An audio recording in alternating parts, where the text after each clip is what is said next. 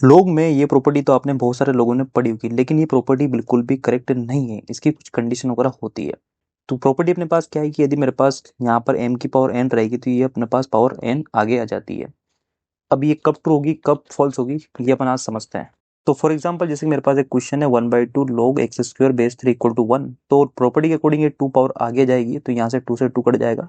Further अपने पास अगर log x 3 equal to 1, तो यहाँ पर आप बोलोगे x की वैल्यू कितनी 3 होगी। लेकिन आप इस इक्वेशन को ध्यान से देखो तो कि क्या इस इक्वेशन में मैं x इक्वल टू -3 पुट करता हूँ तो क्या इसको सेटिस्फाई कर रहा है क्या?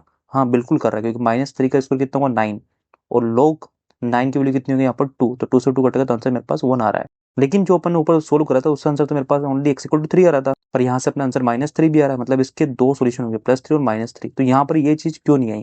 क्योंकि एक्चुअली में प्रॉपर्टी आपसे ये बोलती है यदि आपका x एक वेरिएबल है और ये पावर को यदि आप आगे ला रहे हो तो यहाँ पर आपको मोड x लगाना पड़ेगा, यदि आपके पास एक m इवन पावर है तो। फॉर एग्जाम्पल जैसे कि यहाँ पर ये वाला क्वेश्चन है, तो यहाँ पर इस पावर को आप आगे लाओगे तो यहाँ पर कोई दिक्कत नहीं। फॉर एग्जाम्पल ले सकते हैं जैसे मैंने -3 की पावर 6 से लिखा, इस 6 को मैं आगे लाऊंगा तो ये चीज कंप्लीटली गलत हो जाएगी।